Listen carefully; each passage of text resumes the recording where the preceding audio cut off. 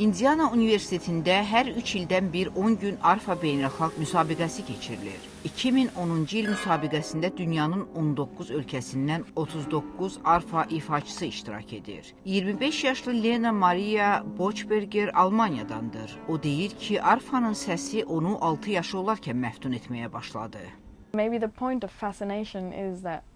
Bunu sözlə ifadə etmək mümkün deyil. O səni özünün ardınca aparır. Mən bu aləti nə üçün sevdiyimi deyə bilmərəm, amma bu belədir. Lakin həmin ifaçıların çoxlarının xaricdən gəlməsinə baxmayaraq, onlar özləri ilə alətlərini gətirmirlər. Məşqlər və daha uzun müddət saxlamaq üçün musiqiçilər aləti Leon və Hayley arfa şirkətindən borc götürürlər. Müsabiqə zamanı arfa ifaçıları təkcə texniki baxımdan deyil, səylərinə və məharətlərinə görə dəyərləndirilirlər.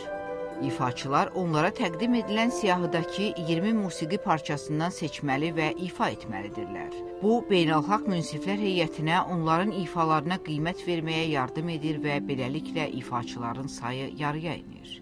Sən müsabiqə qalibi olmasan belə burada çox şey öyrənirsən. Məhz ona görə mən də buradayam, deyə Lena Maria bildirir. Müsabiqədən qalib çıxanlar özlərinin arfa ifaçılıq karyerasına başlaya bilirlər. Keçmiş müsabiqələrdə qalib çıxanlar artıq Moskvanın Bolşoy baletində, Paris operasında və Vena filarmoniyasında çalışırlar. Onlardan çoxu səs yazma şirkətləri ilə kontraktlar bağlayır, universitetlərdə namizədlik dərəcələri üzərində işləyirlər.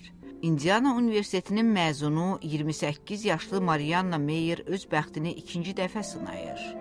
Orada nə ox, nə çəkic, nə də açar var. Sən yalnız barmaqlarından istifadə edirsən və bu, musiqini dinləyicilərə çatdırmağın yeganə yoludur.